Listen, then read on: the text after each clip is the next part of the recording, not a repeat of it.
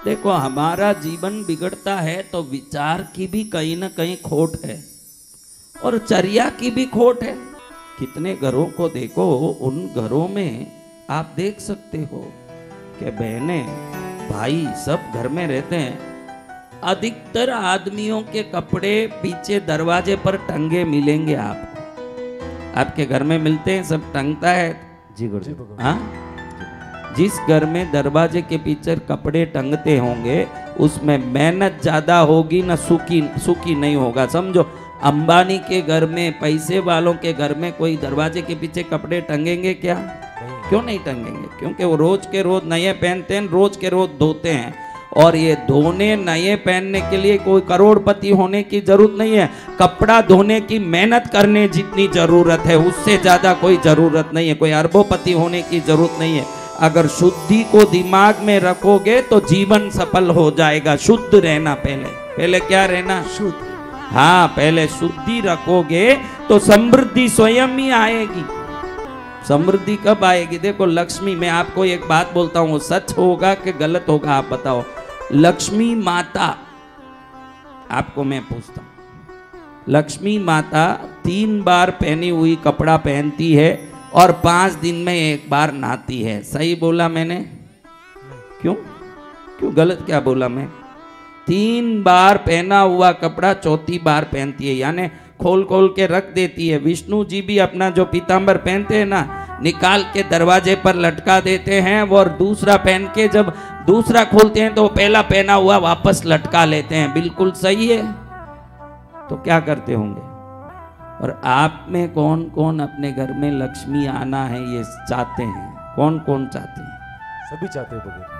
तो अब आपने बोला कि लक्ष्मी शुद्ध रहेगी और बराबर कपड़े बदलेगी और बराबर शुद्धि रखेगी, पहने हुए कपड़े वापस नहीं पहनेगी, तो वो उस घर में जाएगी क्या जहाँ कपड़े 7 बार वापस पहने जाते हो? आप ये तो सोचो पहले महाराज, आप ये तो सोचो। 10 मिनट कपड़ा धोने की आलस ने आपके घर से लक्ष्मी को दूर कर दिया। क्या आलस है? बहनें भी ऐसी ही है। एक साड़ी पहनी, अगले दिन पहनी, वापस उसको 1 बार पहनी। आदमी तो करता ही है। और जब से जीन्स पैंट आया, भगवान जाने के धो रहा है कि नहीं धो रहा है, कि वो एक बोरे की कपड़े की तरह है, जो धोवो मत धोवो सब एक ही बात है। हाँ, लेकिन गंदगी दरिद्रता को आकर्षित करेगी, न शुद्धि समृद्धि को आकर्षित करेगी। अगर समृद्ध होना है तो समृद्धि की चिंता बाद में करो, शुद्धि की चिंता पहले करो। पहले शुद्ध रहो। पहले क्या रहना? शुद्ध रहना। हाँ, पहले शुद्ध रहोगे तो बाकी चीजें अपने आप घर में आएगी। अभी मैंने कई घरों में बरास रखने बोला, भीमसेनी कपूर, हाँ, तो कई लोगों ने रखा है घर में। कितने लोग भीमसेनी कपूर मेरा बोलने के कारण खरीदा? वो लोग हाथ ऊंचा करो। तो आपको एक बात बता दूं कि ये भीमसेनी कपूर जो है ना, जितने विष्णु मंदिर आप जाते हो, विष्णु मंदिर जाते हो तो वहाँ एक जल दिया जाता है ना, प्रसाद, उसमें तुलसी दल और भीमसेनी कपूर से ही वो तीर्थ जल बनता है। और भगवान नारायण का रोज अभिषेक नहीं होता किसी भी मंदिर में, कोई मंदिर में होता होगा। अधिकतर उनका पूजा पाठ होता है, विशेष दिनों में अभिषेक होता है। शंकर जी के शिवलिंग का रोज 4 टाइम 6 टाइम या पूरा 12 घंटे भी अभिषेक होता है। विष्णु का अभिषेक नहीं होता, लेकिन उनके शरीर को बरास से और कस्तूरी गोरोचन से पूरा विलेपन किया जाता है। सुगंध प्रिय है उनको। क्या प्रिय है? सुगंध। तो अब आप ये ध्यान रखिए कि जो वस्तु परमात्मा के प्रसाद में दिया जाता हो उसमें परमात्मीय आध्यात्मिक गुण होंगे कि नहीं? तो ध्यान रखना, जो बरास भीमसेनी कपूर जो उपयोग करते हो, ये कभी नीचे नहीं गिरना चाहिए और उसको कई दूसरे उपयोग में नहीं लेना। आजकल देखो ये भीमसेनी कपूर का आप लोग उपयोग करते हो तो उसको ये चीज़ों के अंदर डाल के उसके सुगंध से कीड़े भगाने के लिए ऐसे वैसे उपयोग करते हैं। भीमसेनी कपूर का उपयोग दैविक कार्यों को छोड़ के किसी में नहीं करना चाहिए, क्योंकि उसमें लक्ष्मी निवास करती है। नमक में लक्ष्मी निवास करती है। किस में? नमक में। इसलिए मैंने आपको कई बार बोला है कि नमक अगर निकालते हो घर में नमक, तो वो डब्बा नीचे झुक के निकालें। आपका जो चूल्हा होता है ना, चूल्हे का स्लैब, उसके नीचे के स्लैब में नमक होना चाहिए। जब भी नमक लो झुक के लेना चाहिए। कैसे लेना? झुक के। नमक के लिए जब झुकोगे लक्ष्मी प्रसन्न हो जाएगी आपके झुकने के कारण। झुकना ही देवताओं को क्या प्रिय लगता है? आपका झुकना ही प्रिय लगता है। देवताओं के सामने क्या करना पड़ता है? झुकना पड़ता है। तो नमक के लिए झुकोगे जितनी बार, उतना आपके घर में श्रेष्ठता बढ़ता जाएगा। और किसी भी दरवाजे पर कोई कपड़ा टंगा नहीं होना चाहिए। अगर टंगा है तो समझना कि दरिद्रता आकर्षित हो रहा है। क्या आकर्षित? दरिद्र। हाँ, आपके पतियों को आप कह दो, किस किस के घर में वॉशिंग मशीन है?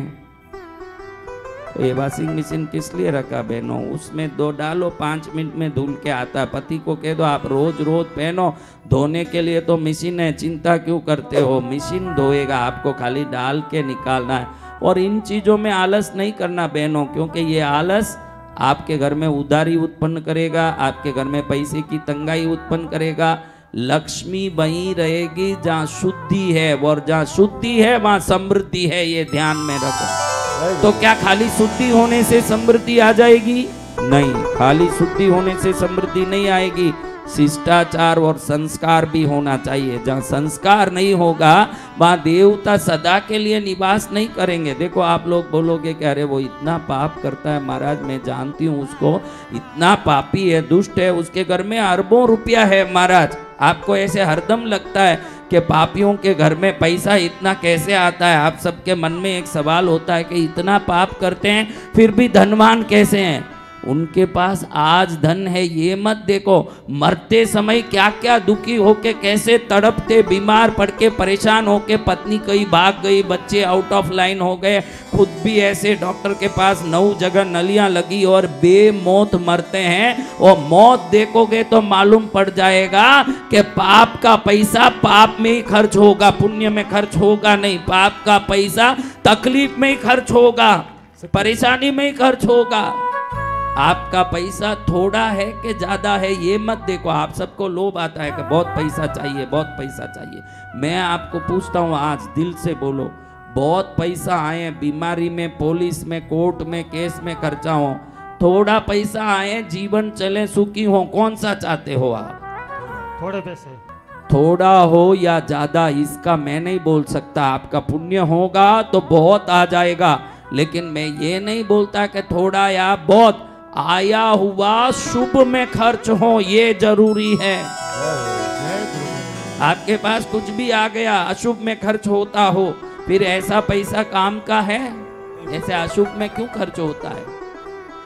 ऐसे अशुभ में क्यों खर्च होता है? कोई अशुभ कर्म है हमारे किए हुए जो अशुभ फल दे रहे हैं। पैसा आ गया, लेकिन देखो कितने लोगों के पैसे कैंसर ट्रीटमेंट में, हाँ, जमीन के केस को निपटाने में, क्या क्या काम में खर्च हो जाता है। आप ये ध्यान रखिए, मेरे पास उन जैसा नहीं है ऐसे बोलने के पहले। कई लोग बोलते हैं उनके पास बहुत है महाराज, वो बहुत लेके बैठे, हमारे पास इतना कहाँ है। उनका पैसे का जो भंडार देखने के पहले उनके सुख दुख का भंडार भी चेक करो। अगर वो सुखी हैं तो पहले वैसा सुख मांगो भगवान से, फिर बाकी सब मांगना। क्योंकि पैसा जो आया हुआ सुख में खर्चा नहीं हो रहा है, तो पैसा तो जा रहा, ये अलग बात। बीमारी भुगतनी पड़ रही है, ये परेशानी और अलग है। वो भुगतान क्या आसानी से हो जाएगा? अगर कैंसर हुआ है और कीमोथेरेपी दे जा रही है तो ये भुगतना क्या कम तकलीफ है? पैसा भी जा रहा है और भुगतान भी भारी है। होता है कि नहीं? होता है गुरुदेव। इसलिए आप माँ पद्मावती को प्रार्थना करो, माँ हमको सद्गुण दो, हमको संस्कार दो, हमको योग्यता दो, और जो देती हो उसको हम सुख से, संपन्नता के साथ, आनंद शांति के साथ उपयोग कर सकें। ये आशीर्वाद भी दो। खाली पैसा मांगोगे, देवी बोलेगी तथास्तु, 2 करोड़ आ गया, फिर मालूम पड़ा कि ये 2 करोड़ में 1 करोड़ 70 लाख तो कैंसर के ट्रीटमेंट में चले गए। तो पैसा मत मांगो, मांगो पैसा। वो मैं तो कोई आपको मना करूं तो आप नहीं मांगे बगैर रह जाओगे, ऐसे आपके चेहरे में दिख नहीं रहा है, क्योंकि आप भी बहुत कम नहीं हो। सब 9 घड़े के पानी पी के आए हो तो आपकी बुद्धि में माया घुसी हुई है। और जब माया घुसी है तो मैं ज़्यादा क्या बोल सकता हूँ, इतना ज़रूर बोलूँगा, माँ को बोलो कि जो देना है तेरा आशीर्वाद के साथ दे। तेरा आशीर्वाद रहेगा तो हमारे में जीवन बनाने की योग्यता बनी रहेगी।